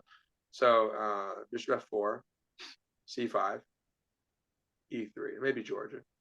Okay, so you know, nothing too special. It's interesting actually. So e3 takes. I don't love this opening for white, but it worked out for him. Now the thing is, so you might be thinking, oh, I want to go knight b5. Well, then you'd expect knight to a6 for black. So if you go knight b5, he's going to cover c7 with his knight. He's probably not going to just hang c7 and just give it to you, right? So not a6. So he goes e3, takes, a6. So you're thinking, okay, I want to stabilize my center, right? Going back to e3. If you go knight f3, you end up getting like, you lose a lot of your center, it dissolves, c pawn for d pawn. So by playing e3, you stabilize your center. Now, black has two central pawns, white has one, but he's still grabbing a lot of the center, and he has lead in development, right? So let's see. But yeah, the computer says 0.0. I mean, white doesn't have anything. The knight doesn't really do anything on c3. The bishop will probably pin it with bishop b4. So he goes a6. All right, it's like, let's keep developing. Let's challenge your bishop, see what he wants to do, maybe get the bishop pair. Okay, great, I have a bishop pair. So we're happy with the bishop pair. And now I'm thinking, okay, we need to utilize this bishop. We'll see if something comes up that's unexpected, but so far pretty straightforward, right? Let's try to utilize our bishop pair. Let's try to put some pressure on the d pawn, try to and put pressure on the diagonals, and maybe the e file. E file is a half open file for us. Interesting. So that's a different thinking process, right? He's not just going bishop d3 castle, he's going queen side. So he has to determine that this is solid enough. And I guess he's looking at, I mean, black is going to have some activity, but he determines that it's not aggressive enough. So he castles queen side. So, I mean, to create any real threats against his king. But I mean, yeah, eventually, you know, he'll have like maybe some sign, you know, looking out for like knight a5, c4, or like bishop coming in. So he's just going straight for the king side. So he said, hey, we're going opposite sides. Looks like, you know, king side. Let me start an immediate attack on you. Right? Let me start an immediate attack now. So if you want to go king side, then you're already going to walk into the attack. You don't want to castle into it. But if you don't castle, you're going to be stuck in the center, and I'm going to attack you there. And if you go queen side, it's porous, and you don't want to go there because I have like, you know, knight coming into the dark squares, and you know, I'm aiming in this way. I got my bishop. You probably don't want to go queen side, right? Because king side for white is much safer than for black. See, because white has the 3 pawns. He's like, I'm okay there. I can play king b1. Black, not so much. So in other words, he's making it like, no matter where he goes, he's screwed, right? That's the goal of Ferrugia. Does that make sense? So bishop pair, e file pressure maybe. Now he's pressing on the king side, and there's nowhere. He's like, you got nowhere to run, nowhere to hide. Well, you can hide for now, but he's gonna. Oh, see you, Lynn. So basically, she headed off. Yeah, so nothing much to do. But it was great to have her back. So bishop d6. Okay, interesting. He says, hey, you want to trade? So again, everything he's doing so far very logical, right? It's interesting. It was just a choice he made to castle queen side. It's an aggressive choice, but it made sense. Why'd he avoid the trade? Because it helped. Why'd he avoid the trade? Okay, I don't want to trade with you because I'm going to speak again. I'm thinking I'm speaking as Ferrugia, but we'll think as Ferrugia. You guys think as Ferrugia too. So thinking, okay, well, fundamentally, one, I want to keep my bishop pair. Bishop pair, okay. And two, the more pieces we trade, then maybe it takes away some pressure from your king because I want to attack your king. Makes and sense. Then we could go for like maybe pawn f4 to f5. We might have g5. But yeah, it would just alleviate some pressure probably. But yeah, we want to, and even though the bishop's blocked right there, like he could do things later, of course. Like he might end up on g5 or maybe like attacking. He probably wants to attack g7, so he might go like h6 later, stuff like that, right? So a lot of stuff. Oh, okay. So queen a5 is okay. You want to do some stuff to a2? Let's just play king b1. And we know when we castle queen side, it's safer to go to b1 because the king is more in the center, right? It would be like as if you castle king side, your king's on g1 or g8. Now we're on b1 or b8. Okay, you want to target a2. Okay, well, you're not actually threatening anything. I see. You do want to play knight e4, right? Knight e4 to challenge that, so you have to be careful. I'm going to tuck my bishop back. Let's see what he does. He doesn't go there, but he's tucking his bishop back on c1. Presumably, what is the idea there? Let's see. Let's say the knight were to go to e4. Now, you can't take it because you get mated, right? So he obviously had an idea in mind, right? Hmm. I'm guessing it was that now he would have to, I think he'd have to go a3, but here's the difference. The bishop helps guard the king side, so say takes. Okay, maybe if he wants to trade queens. Now, I think he can definitely go into that. He doesn't have to. Keep in mind also the bishop helps guard the a3 pawn. So, kind of covering everything, but he can certainly do it now. Be like, okay, I just have the bishop here, or you can even go like this. So something like this, and like I feel pretty good about the position too. Can't go wrong with that, right? He's gonna still try to attack him on the king side. He's got the bishop pair, so that's still a good position. But he can also opt to not trade queens and do like queen b3 or something, and and then you could just keep developing, or you can go queen over this way. So many ways to play. A lot of ways to. I'm partial to this f4 f5 idea, right? I think he wouldn't mind that either, right? Kind of chip things open that way. But yeah, so he's ready for that, right? Bishop c1 is very interesting. Okay, rook comes out. Now he's ready. So you see what he's doing by having bishop c1. He's trying to take away any sack. He's like, I'm trying to take away your ability to sack on a3 because I have more coverage. So you need to cover your king a little bit. That's the thing, though. He went queen side. Black has a half open c file. B pawn could come. He has a knight, a bishop, and a queen nearby. So it's not like Fallujah is like super safe on the queen side. If he's not careful, Black is going to brew up some pressure. So he has to have faith in it. You see, the computer says plus 0.8 though. Once he secures everything, he's fine. But then he needs to get his own initiative going, which he does with g5. So now he's like, look, if you don't get me now, I'm just going to keep throwing stuff at you. And again, well, really fundamentally, it's that he has a knight. His king is pretty safe though still. Yeah, hypothetically, can you attack my king on the queen side? Yes, but look at your king on e8, right? It's like, okay, I want to get there. I'm going to play maybe h4, h5, maybe pawn g6, and then we can start chipping at the light squares. And you can imagine if we chip at the light squares, see the bishop h3 exactly. So now we're looking here, and we play g6, we can really undermine this whole pawn chain. See that? We have the pressure here. We're going to go for h5 and g6. So let's say he does whatever, something random. You're going to get g6 in, and we're going to have bishop h3 coming. So basically, I'll just give you an example of where it would look. So we're going to have basically a bishop coming here, aiming at this. We're aiming at this. We have pressure here, and pressure here. Maybe rook here, one of the rooks here. So you can see there's going to be just tons of pressure into his opponent's territory. Does that make sense? Mm-hmm. Get rid of that. All right. So what now? Oh, he did that. That's actually what happened. I think so. Yeah, he did that. Bishop h3. Oh, so now he's like, now we have to come again. I don't know what he's. I'm going to try to say what he's thinking after he does the move. So he's actually hanging the pawn. So after the fact, I'm going to try to justify this, right?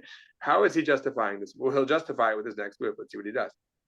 He says, well, you get to take my pawn. Remember, I'm building up a big initiative. I have pressure on e6. Your king's still in the middle. I gain a tempo, and by the way, it's pinned. Well, you're gonna have to unpin it with bishop c5, which seems pretty natural. Then obviously, oh no, it doesn't work though. Bishop c5 fails to knight a4, and that's what he has. That's what he had planned for him. You see that? Then he takes the bishop, then the knight loses its card. Yeah. That's nice. Say if queen moves, take the bishop, and then whatever, and then you win this one with the. Well, actually, they can do that, but it doesn't matter. There's no more. There's not really. There actually is a follow-up. We'd have to keep calculating. Let's go here. But knight c5 and takes and shag. We have to be a little careful. But anyway, we can always go queen c3 too. But at any rate, we're winning. We're up 2 bishops for a knight. So yeah, that's a little tricky, right? So they have the idea of bishop c5 doesn't work. So here's bishop e5. Well, say you go bishop e5, I have f4. So he pretty much calculates in tact. It just gets really tactical now, right? But the point is, he's actually parting with, the idea there is he's parting with his D pawn because he knows that he's getting this incredible dynamics, right? And he has like F4, F5 still, which he ends up getting F4 in. He has the pin on the knight. He's just, well, that's the problem. He's just threatening the knight, and he can't move the knight away. So, and knight bishop C5 doesn't work. So he concretely calculates that he has this, well, at least understands it. But suddenly it says, see, look, look at the eval. It's saying plus 0.8, and then the moment he goes bishop here, he must have a much better move. Now it says +2. So I like why is he a huge edge? F4 takes, queen takes. Keep it simple, right? What's going on now? What is going on? Discovered. Okay. So he's given up. What's that? It's weird, you said? No, there's some kind of discovered thing with the knight. Yeah, I guess So it's just not doing enough. Let's it's see. just not enough. Okay. Let's just calculate. Let's see. So, okay, well, first of all, you won the exchange. So he gives up the exchange. You have to take with the queen because it's pinned. Can't take with the B pawn. You have to take with the queen. Then he goes here. We go now. Oh, but he's swarming you. You know, you got to be really precise, because if you go here, you're just getting swarmed, and your queen has to move anyway. And now I don't know. I think White's in some trouble on the king side, right? Looks a little scary. So I don't know for sure, but he ends up doing this, and then he just simply goes, yeah, it makes a lot of sense. He just goes to F3 and says, okay, your bishop's hanging now. Now it's not.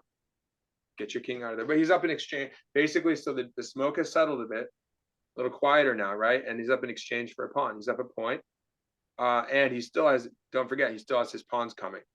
And not even that, even just having stuff like the rooks coming in the middle. And remember that king still hasn't castled yet. And he definitely doesn't want to castle. You know, he's going to run. I mean, maybe he has to, but he doesn't want to.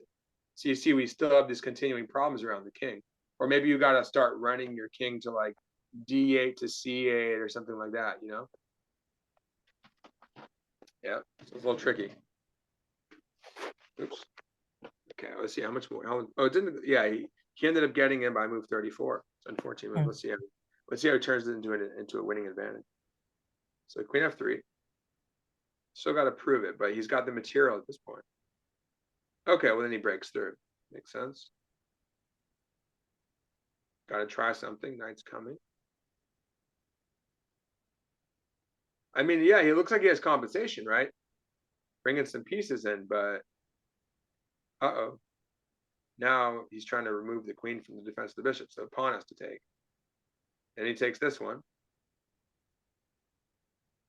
See, there you get the centralization. Yeah, now it's not looking so. Yeah, you know, and he might even sack an exchange here. He might give the exchange back. He certainly would. So, for example, you can probably do it right away if you want. Takes, takes, takes. Oh, but you only if you were to like get the e pawn, because he goes here, you're not getting the e pawn. But if you can make a move and take the e pawn with check, that'd be great. Unfortunately, you can't quite get there with the queen covering. But if you could get both, that would be great. I don't think we can yet. So he simply moves the queen out of the way, threatening the bishop, and he resigns. Wait, what? He resigns already?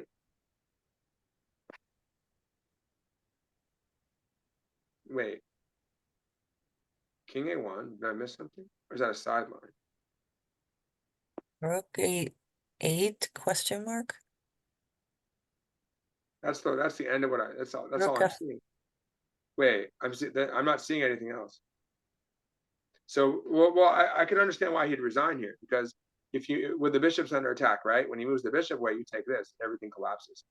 So actually we are getting something where we win the knight, we win the pawn. Okay, wait, so let's say he goes the other way. Wait, what was I? No, did I just hallucinate? No, I hallucinated again. That's No, you okay. can't. No, you can't do Kind of that. day. No, that's not what's gonna happen. Okay, wait, what's gonna happen? Oh, that's what's gonna happen.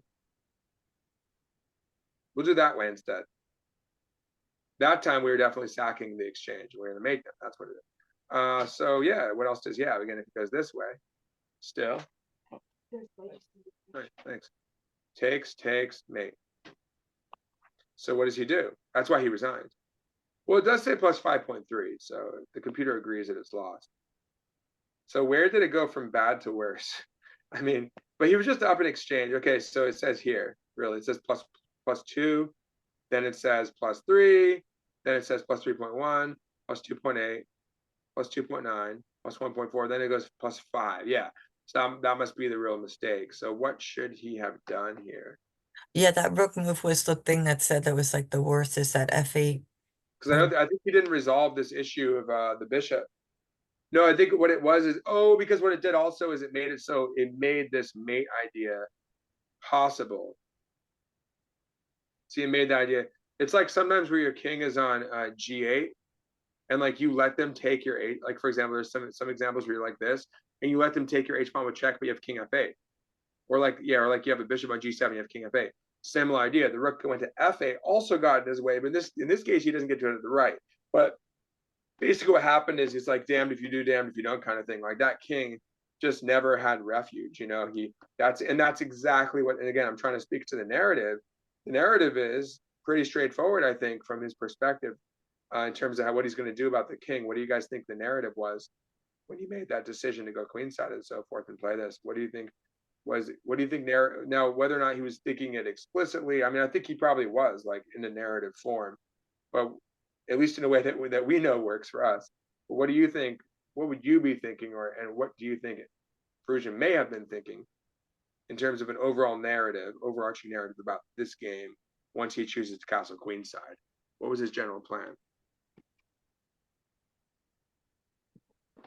Probably like a pawn storm on a So one thing is, okay, so say it in terms of my overarching plan. So you have one plan, which is I want to do a pawn storm.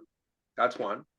Is there even that's like a sort of a micro, you know what I mean? That's yeah, So there's the grand scheme, and then that fits into it. That's one plan. So you can say to yourself, you can pretty whatever, however he thought it. We don't know how he thinks, but one way or another, he was thinking, I'm going to do a pawn storm on the king's side, and he did, right? So that's right. part of it. What else did he do? What else was he thinking potentially, or do you think he may have been thinking something that's useful for you anyway in terms of the art narrative of the game that you could think too? Not trading the bishops was very helpful. So yeah, kind of like micro plans along the way. So he's thinking of, I'm going to keep it. So I'm going to keep the bishop pair, maybe Yeah, open lines, have a strong bishop pair. I'm going to maintain the bishop pair. I'm happy, therefore, that fits in with my h3 move, which actually also fits in with your pawn storm move. So yes, suddenly we've connected things. I want to play h3, see if you're going to take, give me an imbalance to work with, bishop pair. I want to have open lines, blast open some lines, preserve the bishop pair. But h3 actually he didn't need h3 to play g4, but still it happened like that. Anything else? But now that's a micro kind of thing. Now I'm looking in terms of also, that's good. You mentioned those things happened, I think. He was thinking those things, but what about overarching plan? Like I said, it's kind of like I said, where he's damned if he does, damned if he doesn't. That was referring to what? Like, what was he thinking there? What do oh you guys okay.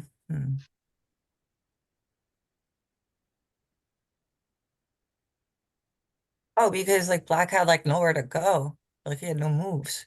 So in terms of his king, Yeah, like wasn't it so like a space advantage situation going on? Like you can't really castle king side, can't castle queen side. so what was he thinking in terms of his willpower? Like, I'm gonna do this. He orchestrated that, right? So what was he thinking when he already going back to this position with g4 and castles queenside? What do you think is his narrative then in terms of how I'm going to try? Because it didn't just happen, right? It was very deliberate Right. in terms of how the king. So what do you think he's thinking here? Um I mean, yeah, you shove your pawn down the board, right? But so first of all, by going queenside, it makes it more feasible because you don't have to open up your king. Well, you could try with your bishops guarding your king, but you don't have to worry about that anymore. You just have to know that I've gone queenside, so I have to do a few defensive moves, which he did to make sure he stayed safe there. But it's worth it to him because by going queenside and allowing his pawn storm, what's he doing about the black king? I kind of got at that earlier. What's going on with the black king? Kind of what you were saying, right? yeah, he's like just stuck in the middle.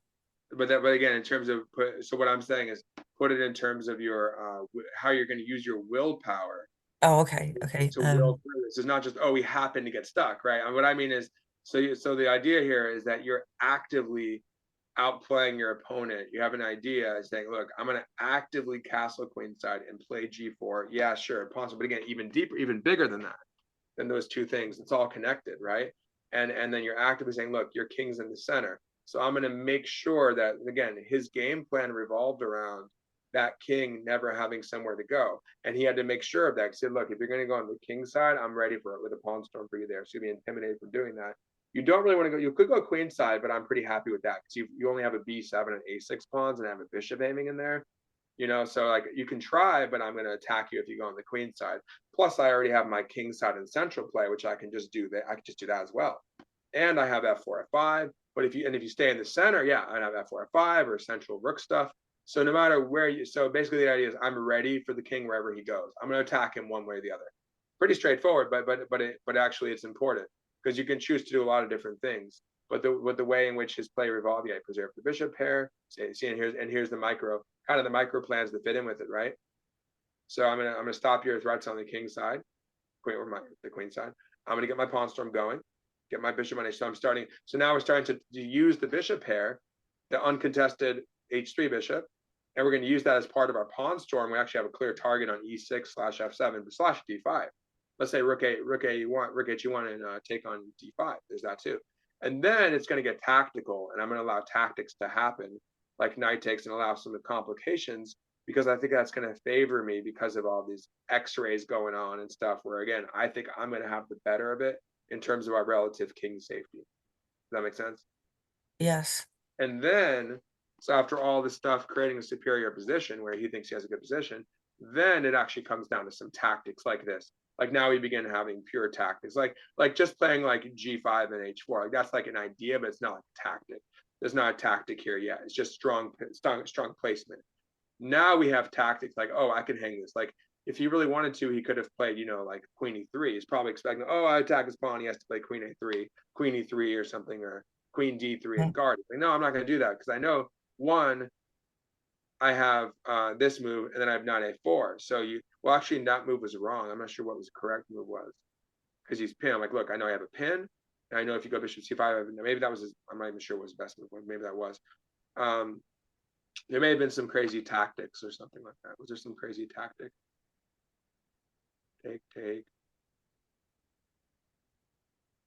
Some crazy stuff going on. I don't know. What is going on? What if everything is traded?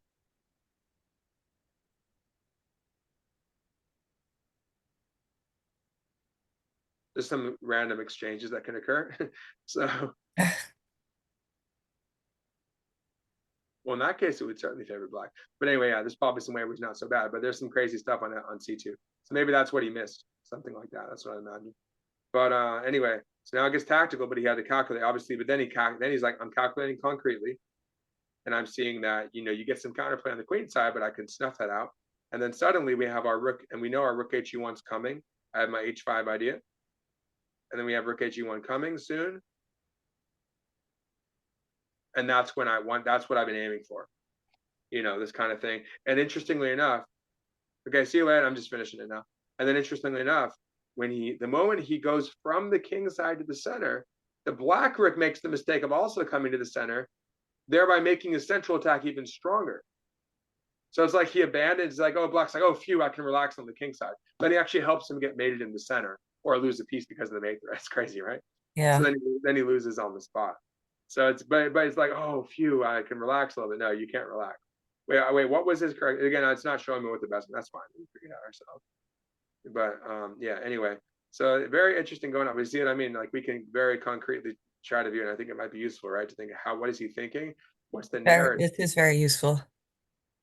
But you can see, that's good. Yeah, you can see really he had this kind of this overarching narrative though of like making sure the king was never safe, the bishop pair, the pawn storm, and very importantly safeguarding his own, knowing that I'm going to go queen side to allow these things in the center and king side to happen, because he's going all over. He's like, look, either we both go queen side and I either can attack your king there or play elsewhere, or you don't castle yet and I just go queen side so I can play I can play everywhere else.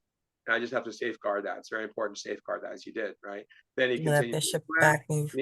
But yeah, the little things he did, right? Like, see, king, he made 3 defensive moves. 1, 2, 3. Kicked it out. So his bishop, but he has like nice and tight now. The bishop on c1, Yep. the king there. So it's very interesting. And then and then suddenly his attack was irresistible. And then it was tactics. But being a good tactician is not going to give you this position. To get even here is complicated, but it's not going to get you to like here. you have to show a lot of strategizing and good maneuvering, and then you get a tactical position. But any good tactician could find this move, right?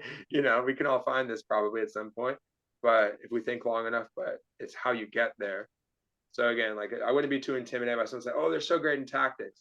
Well, they have to be good strategic thinkers, unless they just get lucky, and then you like hang something or like give them a tactical opportunity. But if you play solidly, you're gonna have to show deeper insight, like in this game. So, cool. You guys have any questions about it? Nope. Is it just me? Interesting. Oh, did everybody leave? Wait, Yeah, interesting. Oh, there he no, is. Okay, no, okay. no, Hey, we still have a John. couple. We still have John too. And I think Lynn and Leia just took off. Oh, okay. Yeah, but nice job. So Yeah, wait, I I'm seeing a appreciate blank your screen. time. Whose blank screen is that? Is that John's blank screen? I wasn't sure if that was mine. There's like a black screen. Oh, that's me. Sorry. Oh, it has like a thing on it. Yeah. Oh, okay, interesting. It just has like some light coming through. Okay, Yeah, you see but something? nice Oh. job. And I'll stop the recording. All right. Thank But you yeah, as always for your I'm glad time. you guys